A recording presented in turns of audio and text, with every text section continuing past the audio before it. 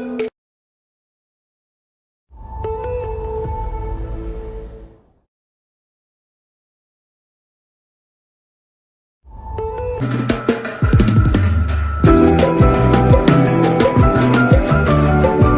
Congo, c'est notre héritage. Il est écrit dans la parole: prie pour ton pays, car ton bonheur en dépend. Nana mboka mususite, mboka nangani le Congo. Voilà, mesdames, mesdemoiselles et messieurs, chers téléspectateurs, nous sommes très heureux de nous retrouver aujourd'hui à travers cette émission Mbongwana ya Congo. Émission Oyo ezali kosunga ba Congolais bayeba maimazali koleka na mboka nini ezotambola malamu nini ezali kotambola malamu te ndenge tomesana ko sala émission Oyo totushaka ba secteur presque nyonso zokande secteur de base otolobelaka mingi surtout ezali likambo etali transport tina wana tozalaka tango nyonso ensemble avec président Henri Lussumbu pona kolobela secteur wana puisque ezali secteur moko très sensible ezali secteur moko oyo lelo ezali kosunga ebele ya population na mboka na biso. Quand on parle de transport, on voit beaucoup de choses là-dessus. C'est la raison pour laquelle tu se fais la camine ensemble avec le président Henri Lussumbu. Tu le belani kamboetali secteur wana ya transport pour na kosunga ebele ba Congolais ba yeba nini ezali kotambola malamu nini ezali kotambola malamu te na secteur eye. Na manze lelo to kolobela mo makamoma mingi. N'oubliez pas que à travers cette émission, nous parlons aussi politique. C'est vrai que lelo na mboka na biso makamoma mingi ezali kotambola malamu te sur le plan politique. Tu kolobela kamboetali constitution, tu kolobela kamboetali poste ya population boyebi bino banso ete na banzi moi nungo ezali koleka na mboka na biso ça a pris quand même du temps dans les kamotali changement ou encore modification. Je sais pas si on peut parler aussi de révision il y a constitution ezana baye oyo baza d'accord ezali pe na ba oyo bazali koboya balingi yango te surtout na ngambo ya opposition baza d'accord te pona les kamotali changement il y a constitution. C'est la raison pour laquelle ensemble avec le président Henri Lussumbu tokolobela mo ba fait belé tokolobela réalité ezali koleka ba tracasserie ba kamotali makambo transport. Vous avez remarqué, on en a parlé à maintes reprises, les anabakenda pour ça la contrôle technique sans que ame mamotuka même ba PC ba document nyonso même ngai ne nazali awa na sala contrôle technique mais motuka na memate na tika motuka na ndaku mais nazo ba document na ngai nyonso ya contrôle technique. Je ne sais pas si on peut appeler ça contrôle technique ou quoi. Ceux bazali ko sala contrôle ya biso batu to bazali ko contrôler mituka toujours comprendre été. Alors, on va aussi essayer un peu d'en parler à travers cette émission. On a remarqué que ba agent ya transport oyo bazali batia bango na nzela ba contrôler mikanda bango ba komi ko senga ba 500 francs ba komi ko senga ba 1000 francs et pas ya ba chauffeur. Allez au marché de la Liberté na CSO des moutons, vous allez voir comment ba agent de transport na éviter ceux qui ba joka bango ndenge ni nous consort na banzi okoborokuta bango bazali ko déranger ba chauffeur pour na ko senga ka ba 500 francs na y compris ba na moto ko tungisa ba na moto ko tungisa ba chofa pour na ko senga ka bango ba 500 francs. Est-ce que rôle au batindaki bango na terrain yango wana toté? On va essayer un peu de parler de ça à travers cette émission. Alors, Yambo Pensa, président Henri Lussumbu, d'abord, bonjour. Bonjour, ambassadeur Nixon. Merci pour l'invitation. Biso pour tout ça, tout comment la biso, bana télé 7. Donc, la PC, Bassalignon, c'est à télé 7, Mbote Mingi, et puis, les KT, Pesa na maman, Marie-Kiet Moutinga, na papa Moutinga, pour un Sika Kitoko ici, pour tout le Kakomanyola, Makambo, chauffeur Nyon Safia Chassa, merci beaucoup. Toko ta directement dans ce sujet, où c'est trop important. Oyo ezali kolobela likambo etali marche ya bande konabiso bon ba décréter selon opposition journée morte. Ils ont demandé à la population de ne pas sortir. Ba kenra misala ba kendete, ba kenra rotanga, bana kelasi ba mega ko kende kelasi te, bana ba mamba ba kenra na wenze ba kende kote kate. Comment analysez-vous cette histoire? Et puis de deux, est-ce que c'est important? Il y a Kopeki Sabango, Batambolate, Babimate, tandis que la Constitution autorise Naba opposant, ceux qui balient ça la marche Nabango, Basala, mais va informer quand même les tutelles. Non, bon, en fait, vous allez République démocratique du Congo, là-bas, même à l'heure, il y a Mobutu, ton à l'air, il y a Joseph Kabila, UDPS, tout ça qui concerne la ville morte, tout ça qui d'ailleurs, écoute, c'est qui n'a l'air, on a félicité biso ba chauffeur parce que ce que la ville morte, ils ont rendu ce que chauffeur ba bimité, donc on a que ça qui ville morte. Alors, tant que bazai tout ça ko sala ngo, et là ko nyonso tout ça ko sala na l'air wana to UDPS ça ça na l'air wana, ils ont que pona ko revendiquer makambo bango balingaki. Alors, si Kasiko to comme na likambo ya constitution, manière ya opposition, il y a ko revendiquer, to ya ko faire en sorte que changement wana et ça la maté, c'est l'appel na ville morte wana. O ezali modèle bango bamoni pona ko sala que voilà bango ezala entendu parce que autrement voilà bango koka ko sala entendu te. Donc bamoni que ça méthode bango ba sepeli pona ko sala yango na basali. Mais quand cela ne tienne sengela qui peut toyeba que situation en mboka eza malamu mingi te ba to soko ba bimete ba ko lia te mais to ko sala ndenge nini soko basali bongo te.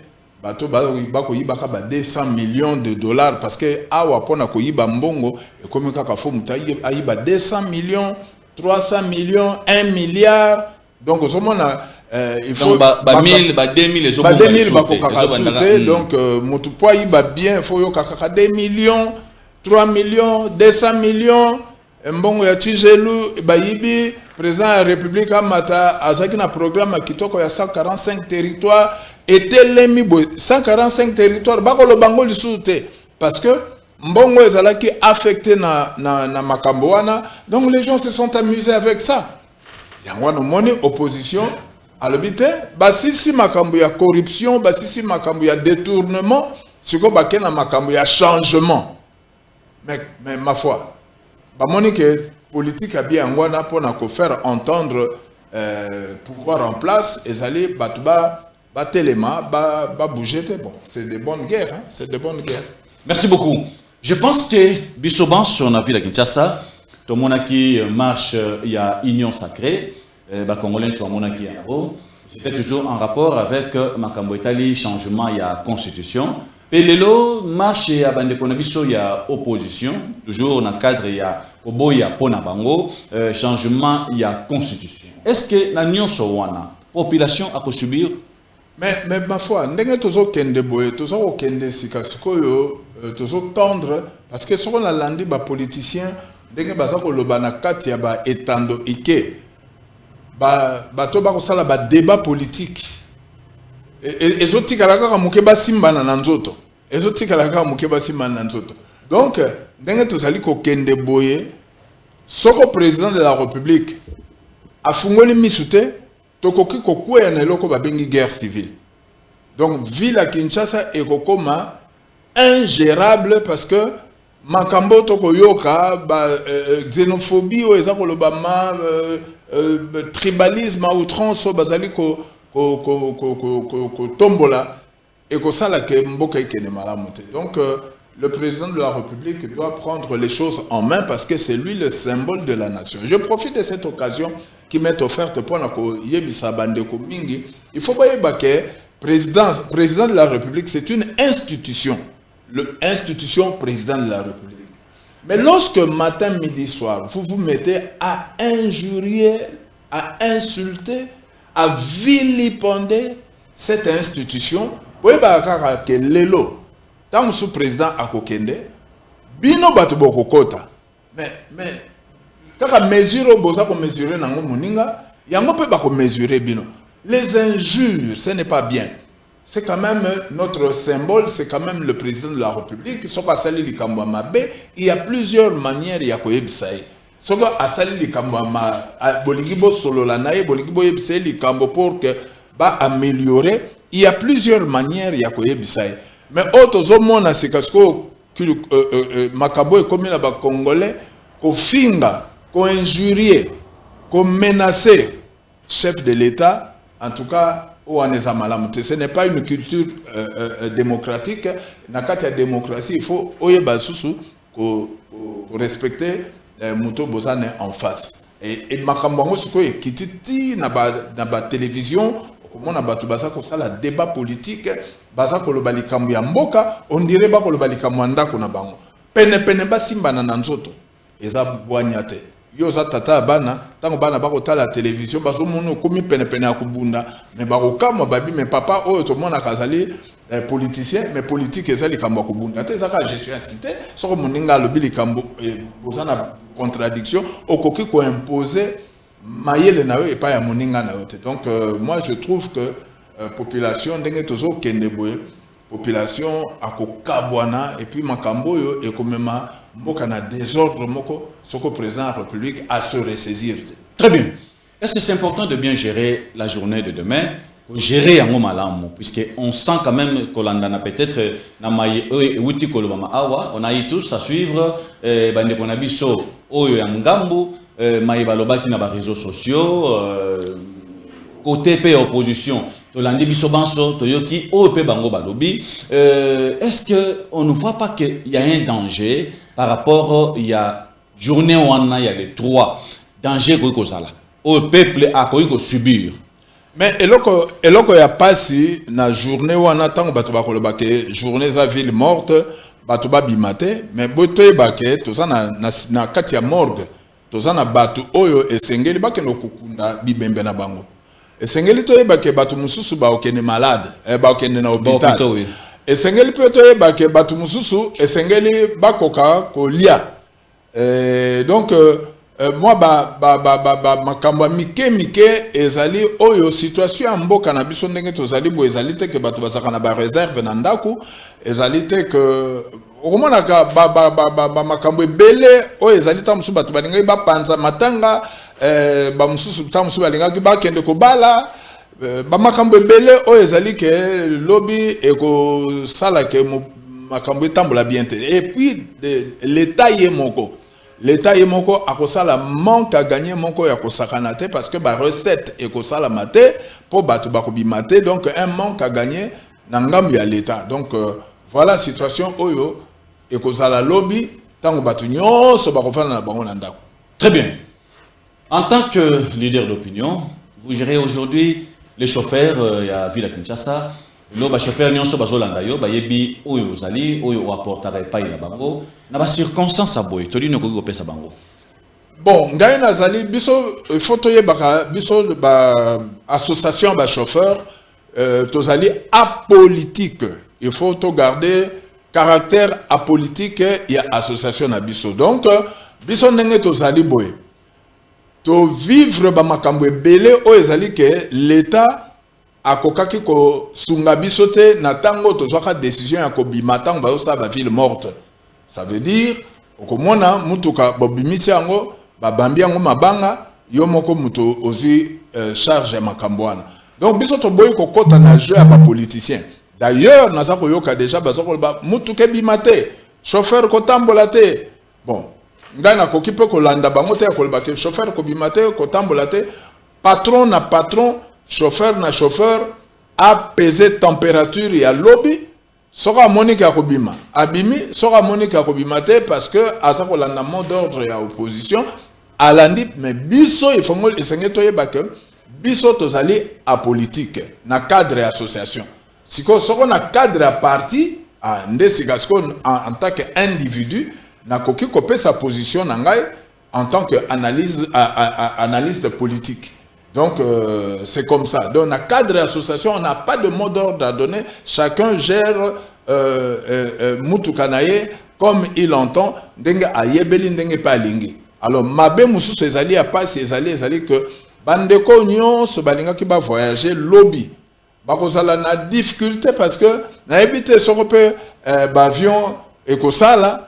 Donc bavian ba payape o yaka ba Air France soko ekouta na France ekoya na ebite bandeko nyonso bakouta na ba voyage bakoya ndenge nini opposition na ebite soko à prévoir nini pona bandeko na parce que difficulté ko za ta musu bakomona mutu keza koleka e uti ko zo ba voyageur e ba uti na ba intérieur ya boka to na extérieur ya boka tant ba koma kana quartier 1 yo yebi comportement o ezaka na quartier 1 ya ndenge nini babambaka ba mabanga donc na yebite Alors l'État faut aluka moyen à déployer ba sécuritaire soit ba mesures sécuritaires dans dengue que et ko protéger bateau yo ba uti musika na ba voyage à 8 heures baza ko ya na Kinshasa ba comme un aéroport moyen ba bimaizate donc c'est très compliqué. Très bien. Président Henri Bissumbo, aujourd'hui nous aimerions que nous puissions parler beaucoup plus sur les problèmes de la Constitution. Donc, tu vas comprendre aujourd'hui, est-ce que c'est possible de faire un peu la différence entre changement, modification, révision? Bon, au fait, ngai lokola molobeli ya ba chauffeur, nga lokola molobeli ya ba chauffeur, nako sala eloko yo chauffeur a comprendre. C'est ça la difficulté lorsque les gens sont en train de vouloir changer la constitution. Bakutanina mokonzi mboka et puis bazako communiquer bien makanisi ya mokonzi mboka moto na moto azako sala likambo na ndenge na ye nalandaki par exemple ndako na biso évêque Mukuna alobi ke constitution eze ebembe alobi constitution oyo eze ebembe mais soko tali constitution wana okoyoka batu lokola ba Obeminaku bazalaki wana batu ya Bwanya bazalaki wana et d'ailleurs tango nani nalandaki ndeko na biso oyo professeur Mbata l'air nan to komi na pouvoir te albi o eza la meilleure constitution donc batu bazali ko témoigner pour la constitution wana mais tango ba komi siko na pouvoir balobi que ne faut to changer mais ko changer ngo le ba changer on a début tant que président de la République a comme qui président a ngaki aloba na biso ngalo kwa na komi président tale loko to mona na kati ya constitution ya mabe yango il faut to changer na banza l'air wana biso nyonso to lingaki to landa parce que na l'air wana biso nyonso to saki na posa Kabila kende président ya Sikakota mais tant que président ça salis mandat na moko a komi pe na deuxième mandat to moni ba makambo eleki na premier mandat ba détournement ba tomoni makambo ya corruption tomoni makambo ya clientélisme tomoni ndenge nini ba tomboli tribalisme tomoni ndenge nini population atikali kaka na pauvreté na yewana tomoni makambo échanger pensate guerre ezaka ko continuer or promesse à chef de l'État ezalaki ke yesoka koti aokinovana na Goma ti guerre ko sila lipe guerre soke sili da monique a réussir na mandat na ye sikao guerre zo sila te donc yemoko il faut yeba tango guerre silité est-ce que a réussir toi à réussir c'est à lui de réfléchir autour de ça mais sikasikoyo to moni ejibaya mampia muto azui mission ya ko vulgariser les changement et la constitution. J'aurais souhaité na mona ejibaya mampia avanda na ba constitutionnaliste bato basalaka constitution ayebisa bango place ba défaut ezali. Pesi malango aya ko yebisa population. Kolo bango de manière vague ezako porter ezako sungate. Na moni François Mutombo alobi que na kati ya constitution et un article moko elobi ke soko tozana guerre net na Brazzaville tozoyo kanate et sengele to tike la Brazzaville 300 km.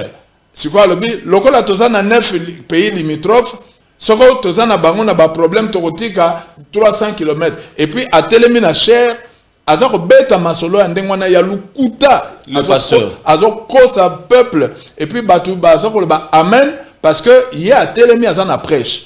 Mais tolingi to mona boye ndeo yokaki ndeko na biso Moïse Mbie a lobby le camp de lépreux parce que bakobenga bino ba lépreux lorsque vous ne parvenez pas à expliquer à cette population ou à dire la vérité à la population ko expliquer non parce que il faut ko expliquer texte yoza ko lobake ba changer il faut y ba ko expliquer ngolo bake parce que balobi ba manière ya ko changer ngoto ya ko réviser ngo ezali contenu na carte ya constitution mais il faut pas sortir de ce cadre là et puis ezali na compétence na binote ba pasteur ya ko kamata constitution ko banda ko ba changer ngo parce que bino boyebi ndenge nini basaleli ngo te lelo bozomona ke bozo tordre texte wana boza ko balolango boza ko manyolango à tort et à travers nalandi Godempoy muto na apprécier mingi alobi que ba américain lokola balingi ba ya ko investir ba moni que DGRK eza structure DGRAD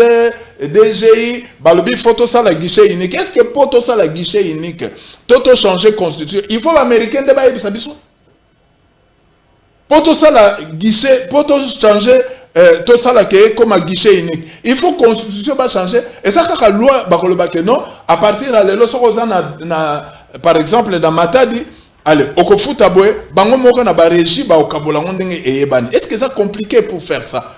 Alors, à beti ba masolo ndengwana ezomona na kezo simbate. Donc bango bato ba pesi bango communication pour na changement ya constitution, baza ko convaincre la population te likola changement na voilà pourquoi les lois sont compliquées. Et na ba chauffeur o baza ko comprendre te ngala ko swango de manière terre à terre. Tant ba le changement, o mani biso ndenge to zalaka na ba mituka ngana zaka na voiture moko Dachun 1200. Tant on a sombi mutuka wana ezali na châssis nango na plaque nango et na couleur nango. Sika sikoyo mutuka tango etamboliti al ekomi ko bimisa milinga sika siko milinga na kepa mécanicien lobi ke ko beba il faut to changer segment. Donc nakamata ki mutuka nanga na ke nango na garage ba kitisi moteur ba changer ba segment ba changer ba coussinet de bielle ba changer ba coussinet de palier ba changer retien d'huile ba changer pochette de joint ba changer joint de kilasse ba kangi moteur ya sika ba démarrer ba réviser moteur mais voiture kaka yango wana voiture wana mais moteur eza révisé tant ba tu ba komona nga na leki ba mais voiture yango minigesi na bi ate na réviser yango mais ça même voiture mais siko soko na lobi ke voiture nanga e baby Dachun nanga wana bimisi milinga na tiango na pembeni soko na sombi siko Mazda batu bakotala babi lisumbu o changer voiture po ba moni na zaki na Dachun na komi na Mazda. Donc ça c'est une explication on appelle ça on a ba chauffeur bobo koka ko comprendre. Donc tant baza ko le banabiso changement ça veut dire que ba ko changer biloko nyonso neti RDC tokoki kolongolango RDC République démocratique du Congo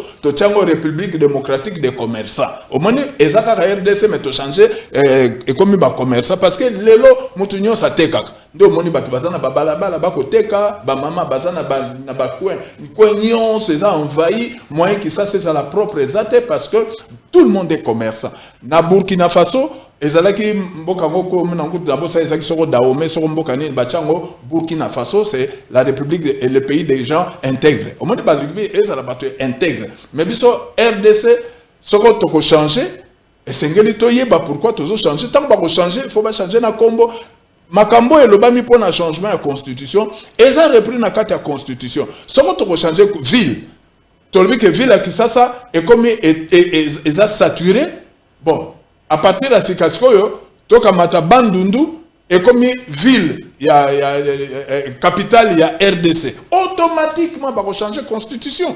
Automatiquement, parce qu'on a changé la ville. Ou, tu le dis que Rwanda est comme 27e province, il y a RDC. Mbala moko changer la constitution. Mais pour le moment, raison valable, il y a changement de la constitution.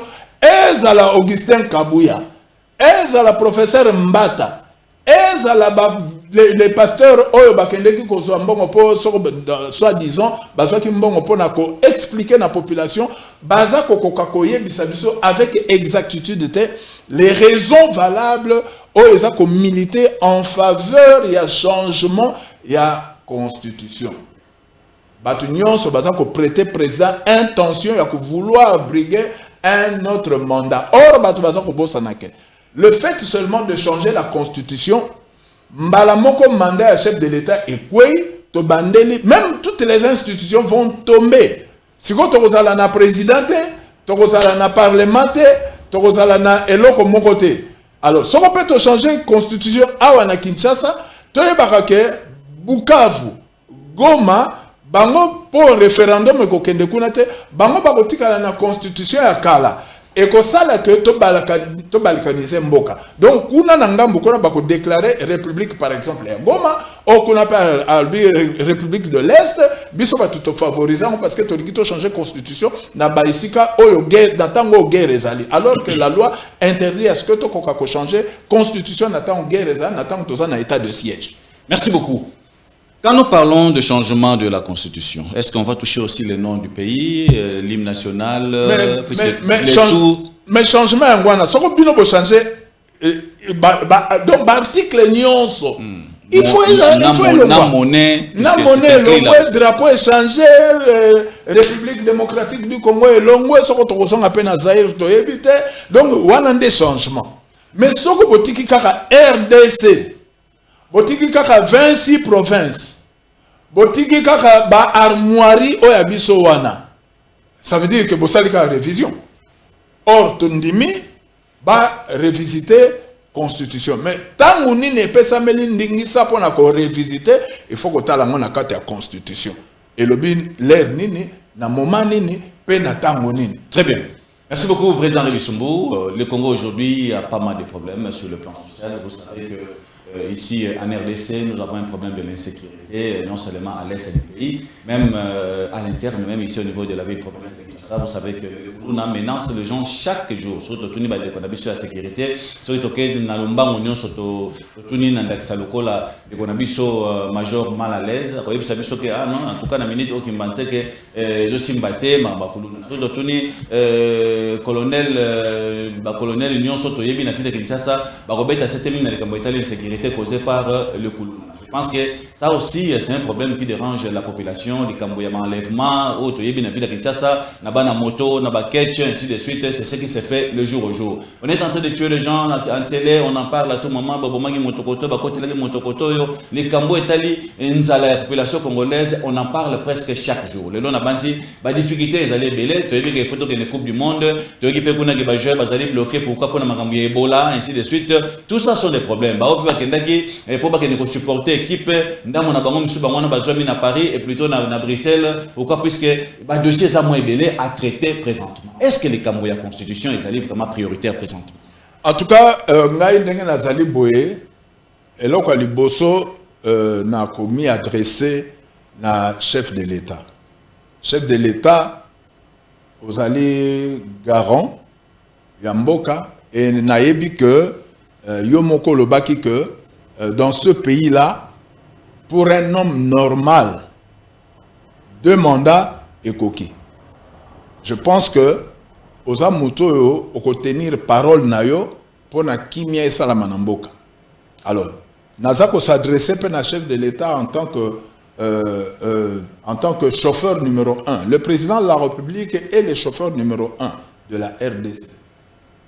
Donc, en tant que tel, Nazako Senga, chef de l'État, Atika ko yoka ba flatteur nyonso bazali zinga nae. Ba flatteur. Tango nazako mona moto lokola Willy Bakonga. Oyo alobaka na télévision. Que ngai makila na ngai nazali kabiliste de sang.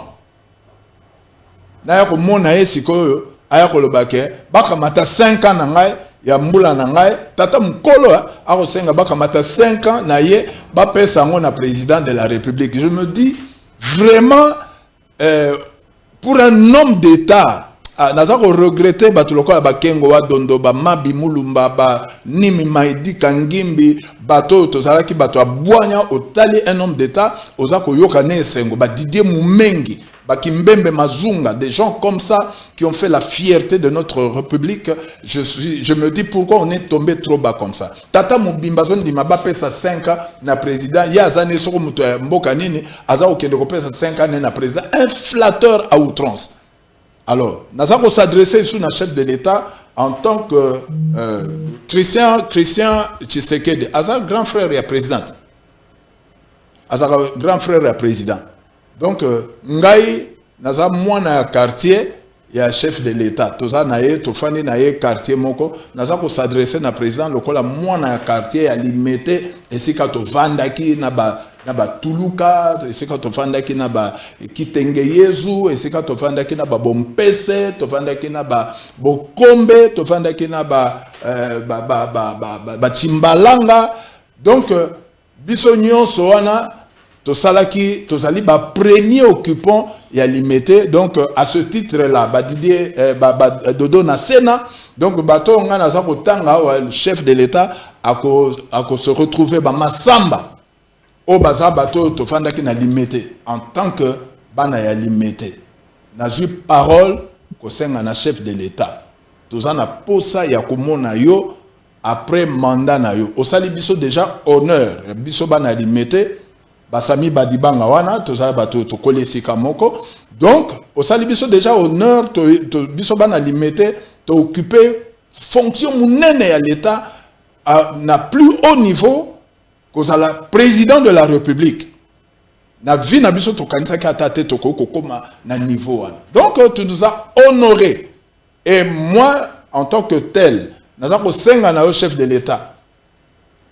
vraiment na motema pio cha makanisi esika moko soko moyen ko ça la sortie honorable sala yango okobima grand okozala sénateur à vie tokozala na yo tokobanda kokutana et kosala biso bien au lieu que osala forcing de sorte que guerre civile moko e akobima na kati ya Kinshasa et kosala bien te en tout cas ngai nakopesa kaka toli na chef de l'état chama ina na yo ndenge bazaki kotu na Joseph Kabila babi mais yo zolinga ko briguer un mandat abi mais madame on peut et tu n'as pas encore visité la constitution il faut mon sort est réservé dans la constitution ah madame excusez s'il y a quelqu'un qui a une constitution ici qu'on donne à la madame là-bas donc azoyebisa talaka na la constitution mais awa tant président de la république yo moko solo baki que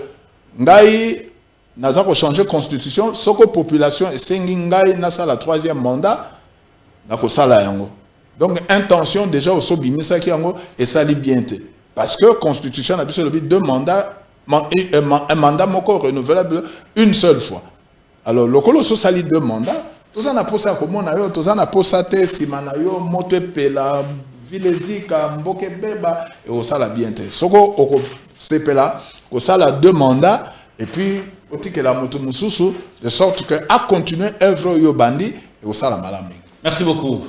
Tension ou Mboka Lelo entre l'opposition et le pouvoir. Ça peut avoir des inconvénients vis-à-vis de la opposition. Mais effectivement, c'est pourquoi Nazako m'y adressé encore na Mokonzi Mboka en tant que fils de ce pays. Nazako senga na chef de l'État a convoqué dialogue. Soko bato bazako solo la te et ko sala malamu ata mukete.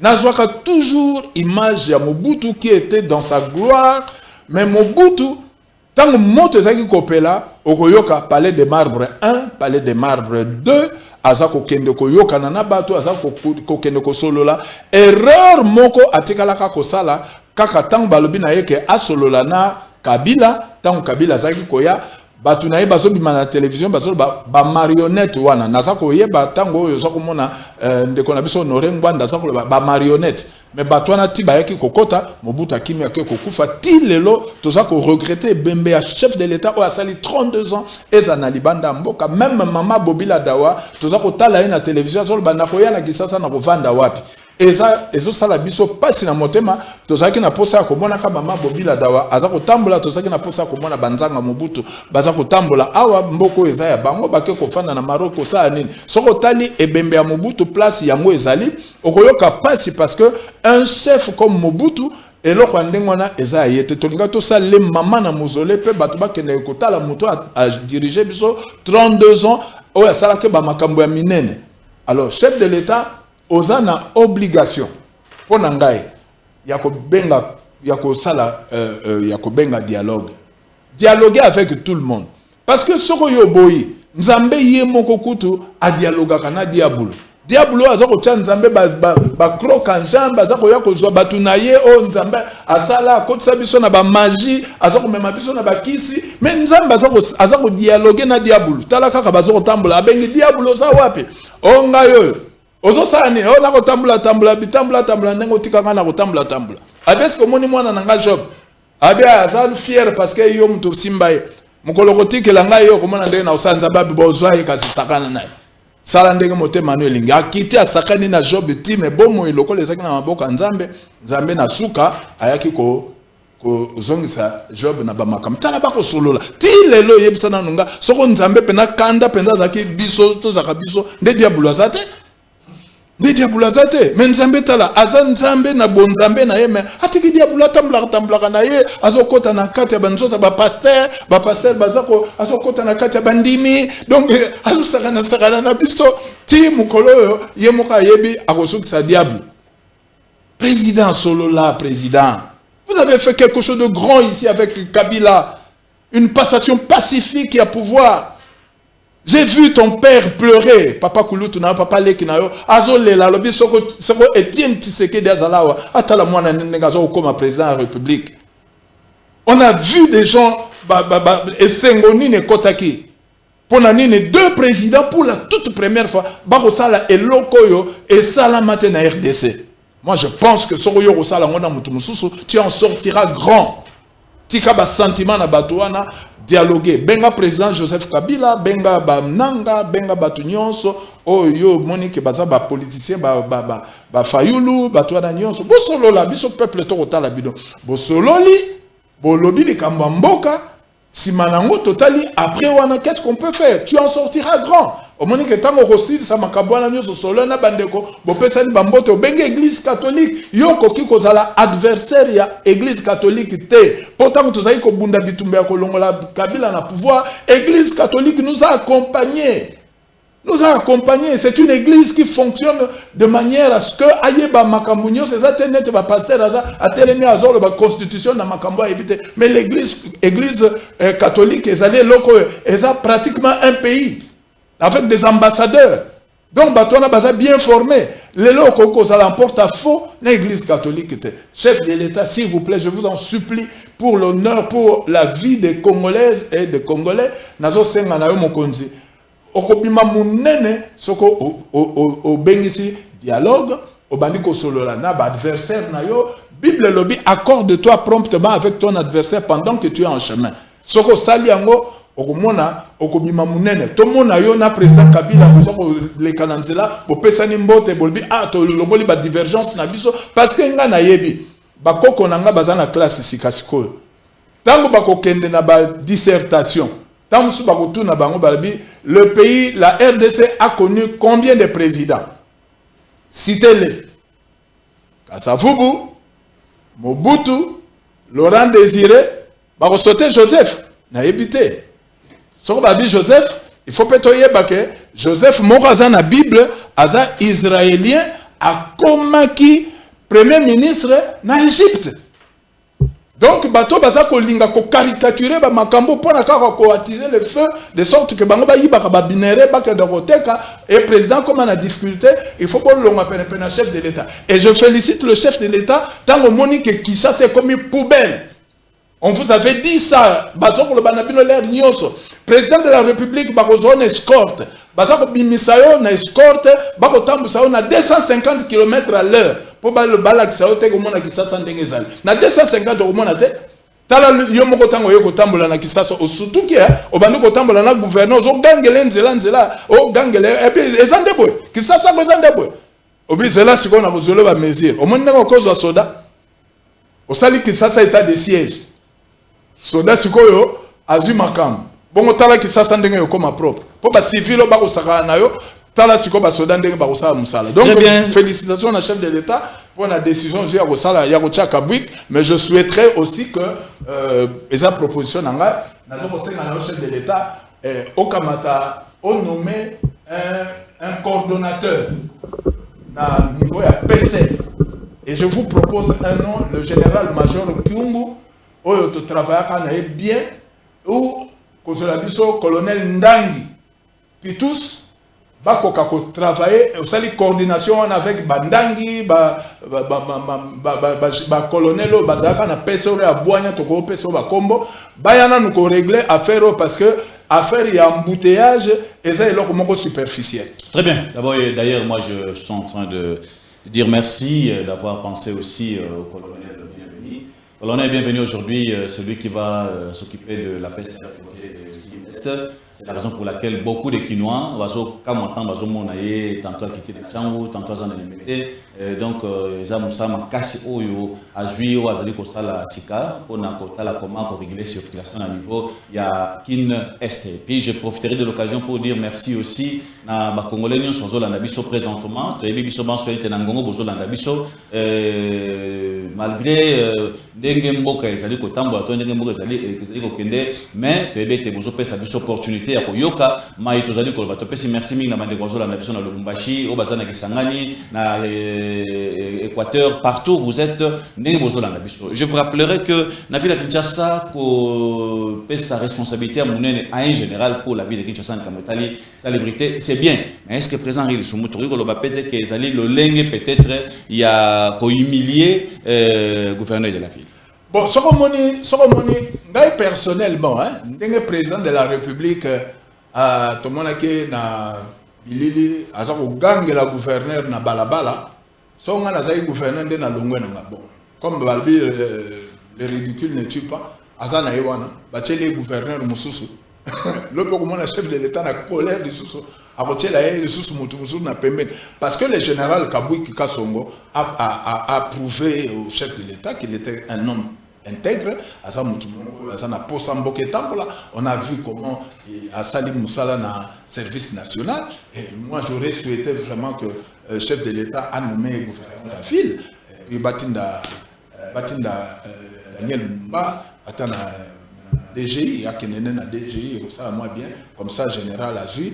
Pour la période c'est en tout cas la ville à Kinshasa ils ont basoda parce que tout ça n'a dit comme il y a insécurité basoda ne bakoka ko sala musala na mala tout ça n'a dit comme il y a insalubrité basoda bakoka ko sala likambo ngo tout ça likambo ya embouteillage surtout que la population a na film donc bango bazali bato bakoya ko cha ordre mutuyo lelo na pesa exemple tous transport banda na outé na Kinkole mais na leki na quartier 1 na pepele ya kosakanate bon na mituni pona nini pepele wana nazo poussa na kana makolobo na tala boy colonel bienvenue na ki ko pesa embote na saluer na bi mais je comprends maintenant pourquoi balaba les apolele parce que bienvenue azongi donc les gens intègres yana na ebise que mon colonel ngai président ba chauffeur na yo nanga tozwa trophée na mbonda chango et pas petit na biso ambassadeur Nixon akate na oseka voilà donc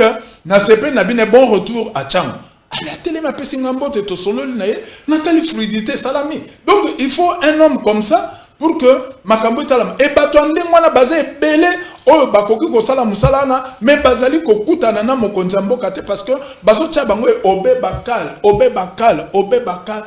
bakal alors ce que le président de la République a fait une décision c'est que à quoi que gouverneur Kabouy quoi bon Kabouy osa gouverneur de la ville et ça la biso bien parce que au moins on va se sentir en sécurité totalement en insécurité à Kosakanate chef de l'État la ville de Kinshasa et ça na katia insécurité sur basa ko yebisa bien te basa ko sala leur rapport toujours race, rien à signaler.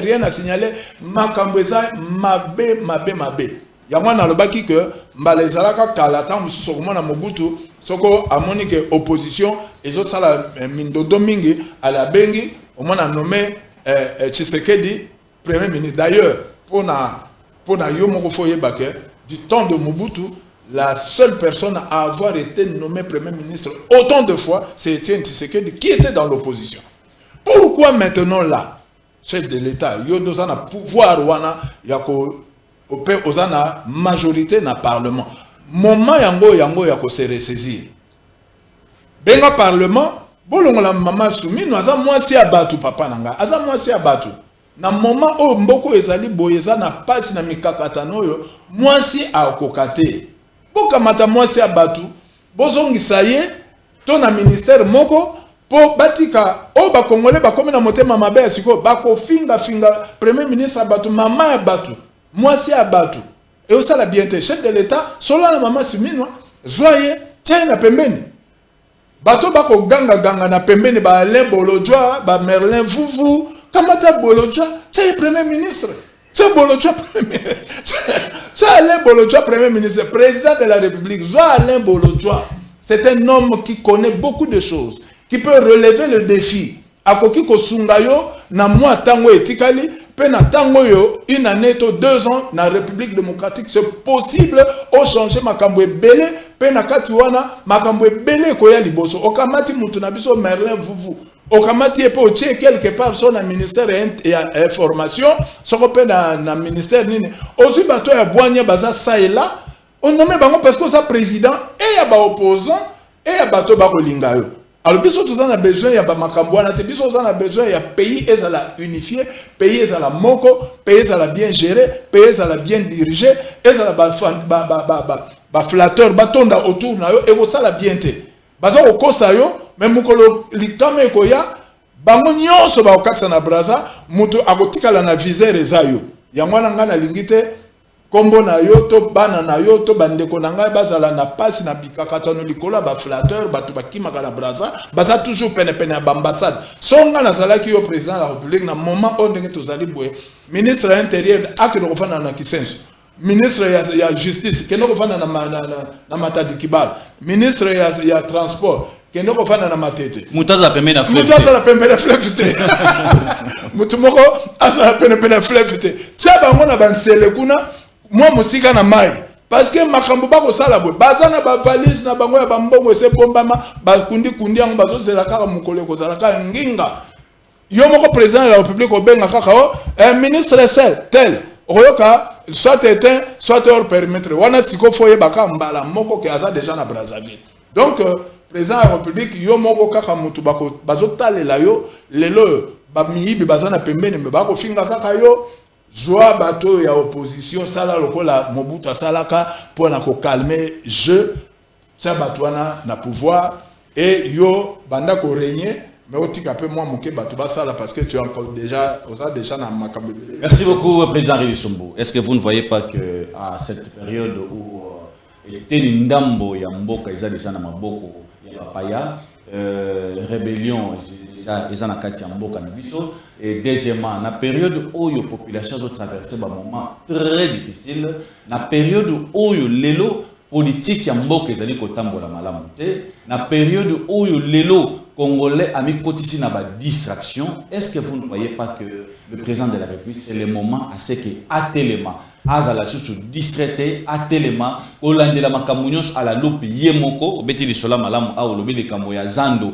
président peut-être même te bité est-ce que joie déjà tango rotambola tanga yoka ke bazako sa zando tanga yoka ke ba sala misala neti lelo ezana banzela mingi oyo ngana yebi soko kena masina par exemple na avenir ACP romona était délai ya nzela wana c'est si la kala mais nzela si la kate ba ya ko bwaka mabanga so balingi ba ko ya paraza ba boy camion moka ya mabanga ba kei na bango après un mois ba bwaki sur camion moka mabanga misala ezo sa lokolo dirait théâtre malembe mais mbongo finance c'est pesama depuis longtemps plutôt. Nous sommes en mokonja mboka ayebi yangote. Soko keina ngambo ya kulumba kuna. Zela ya kulumba koyoka financement, c'est pesama. Mais est-ce que le ministère des Alliés Salema, est-ce qu'on ne voit pas que présentement c'est important ce que le président de la République a tellement azoma kamna maboko pour que atala lolengeni oyo mboka ezali kotambola pe koyeba qu'est-ce qu'il doit faire pour sauver quand même son honneur et puis le pays. On m'a dit déjà que le chef de l'État dès le départ, dès le début ce qu'on apprenait que les choses en main, abandonné pour sanctionner tous les détourneurs, azalaki ko sala que justice, ezala ko tombwana, des présidents à quoi un échec côté. Mais vous pouvez vous imaginer lelo. Mutuloko là, alingeti, azalaki ko bangi sabato. Mutu nyonso azako banga ko sala détournement. On parlait de l'IGF. IGF ezalaki ko lengisa. Ba PDG, ba DG nyonso parce que gestion et comment qui gestion moko mutazo banga même ko bimisa mbongo azolo bake IGF ezali moko musuna kedeki na hôtel de ville il fallait ba futa ba mbongo moko boye ba bi moyen gouverneur a signé ezalité parce que ba IGF bazalia donc mbongo nyonso po ebima il faut ba IGF ba to IGF ba signé oyo kaka patrouille financière.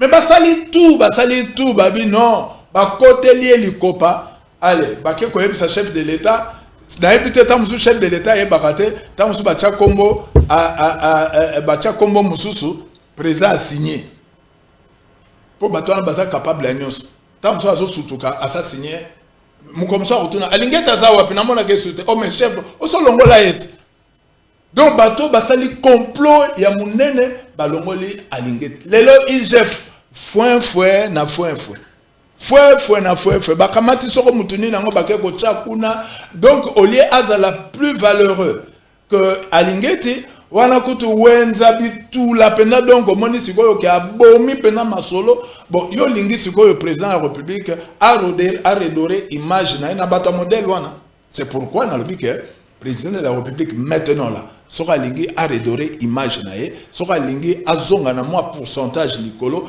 eloko aliboso ezali abengisa dialogue.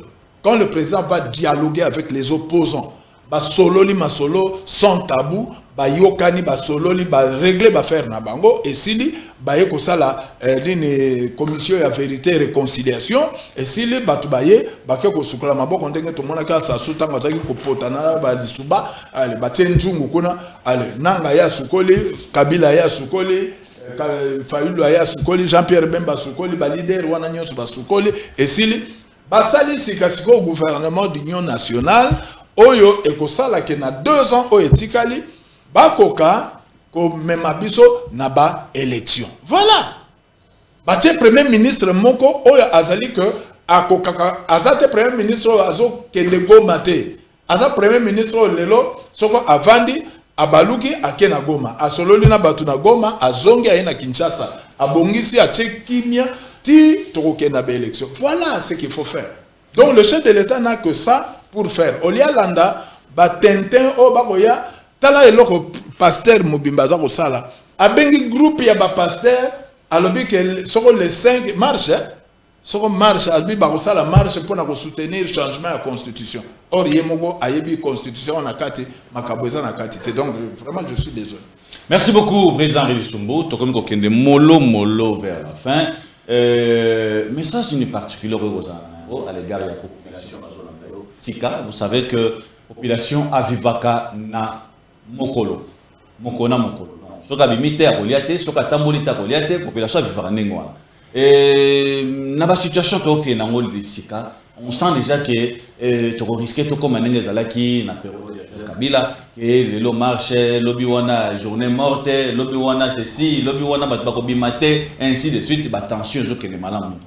Qu'est-ce que pourriez-vous demander à cette population qui souffre, ça fait plusieurs années, où mon conjambo kazo bunda na ba forme union pour kimia ko kokota, moi ba solution que comme par rapport à la situation population de vie.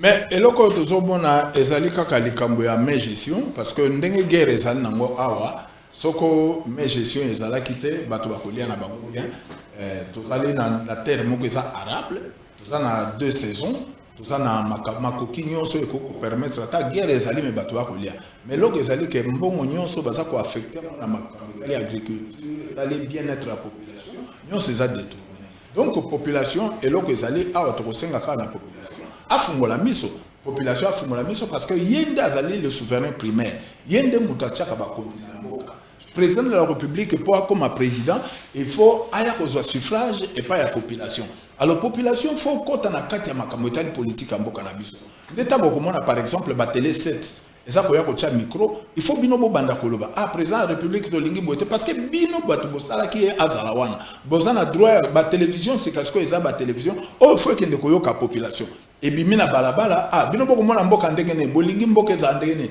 bozana likambo ko yebisa chef de l'état bozana likambo ko yebisa ba ministre bozana likambo ko ba na parlement base la teka ka soko moto peli nde lelo soko guerre koti na Kinshasa oyo baona no bayoka lisasi te batu na biso batu toyoka masasi ndenge zali baona no balia loso te o ebela te otiaki yango na moto ebeli te me masasi ebeti ozinzungu ozokima na bana batu na biso batu toyebi makambo wana baona no bayoka biloko wana to komona baza koloba pampamba mais lelo soko lisasi ebeti na bato baza koloba ba makambo okondima te ke ye wana ya pasteur penda koti na sa mesa akoti na yeka na sa mesa mais ye mutaza ko beta ba masolo o ezangi mutu na makolo donc nazo senga na bino population bo de la mingi nzamba simba motema chef de l'état akoka ko sala ba mandat na emi balé ce que Bakoluka va changer constitution, Sengeli toye ba makambo constitution to ko réviser ngo ezala na parlement oyo ekozala ya boanya parlement oyo ezali oyo te oyo zake bato bazalaki na Kabila na minute ba comme pas Félix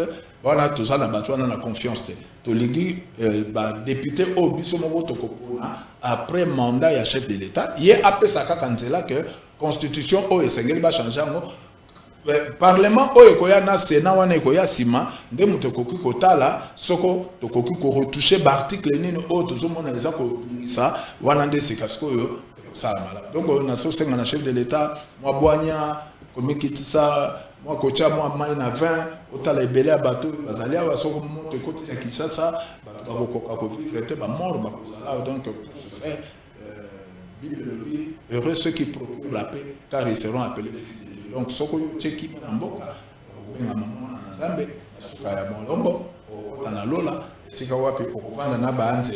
Merci beaucoup. On arrive à la fin de cette émission. On ne peut pas terminer juste pour une minute, une seconde rapidement. Est-ce que vous avez un message, un mot à ce qui concerne PDG? En fait, Elok Aliboso Nangaki na pesa en tant que PDG. Nazako pesa merci mingi na papa Mutinga na maman Mutinga parce que na kati ya turbulence oyo biso tozali parti ya ba démocrate pour la bonne gouvernance donc tout ça ba démocrate ça veut dire tozali bato yo parti oyo et yo kaka moto aza interlocuteur na yo to yo kaka tout ça bato te toye na télévision to soit na bato ya IDPS to soit na bato ya PPRD to non biso ça raté tout ça na ba débat moko oyo ezali ba débat oyo ezali ya koluka ko faire comprendre message na biso pe ko sala ndenge nini ko tala ndenge mboka et ko kotamona nous sommes des démocrates na période ndenge tozali sikatiko oyo ya turbulence oyo biso tozali ko garder neutralité na biso donc tout ça ko garder neutralité na biso parce que tolingi bonne gouvernance tolingi démocratie règle la majorité tout en protégeant la minorité donc pour le battre le quoi biso tozali ba majoritaire il faut to niata bato baza ba minoritaire nous on fait pas ça dans le PDG na pesi papa Mutinga mbote pour na toli malamu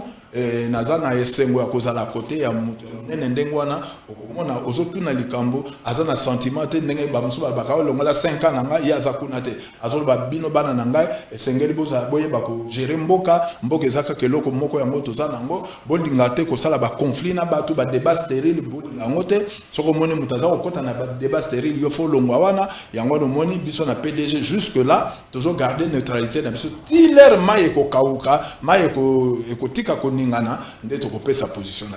merci beaucoup. Merci à tous les amis qui nous avaient suivis. C'est vrai que vous êtes si nombreux partout ici à Kinshasa, même ceux-là qui ont quand même la possibilité de nous suivre à l'étranger. Nous vous disons merci. Continuez à suivre cette émission Mbongwana Congo. Mbongwana Congo, c'est votre émission à laquelle nous parlons Congo. Saramakasi pona kobimisa moi ba vérité pe kolobela mai mazali kolobela boka ndenge slogan oyo ya PDG ba été vérité pour les nous je pense na kati ya PDG token na ba onkabo effectivement les parti au et fan ici c'est vrai que ndenge président tant que tous allez pour le gouvernement je suppose que beaucoup de kimia batoba beaucoup de temps pour la malamu population s'est retrouvée et puis aller la télobi et puis tu passes na honorable Marie-Kette c'est bongo présidente il y a et puis un grand leader politique ya mboka na biso et puis tu passes sous merci mingi na ba cadre nyonso PDG oyo ba jouer opportunité ya balanda biso tu passes merci na ba nyonso balanda biso depuis Brazzaville pourquoi pas au balanda biso na niveau Paris et puis na niveau ya États-Unis on va se retrouver avec vous demain pour un numéro mususu ya Mbongwana ya Congo d'ici là portez-vous bien et au revoir. Le Congo, c'est notre héritage. Il est écrit dans la parole: prie pour ton pays, car ton bonheur en dépend. Nana mboka mususu te, mboka na ngai le Congo.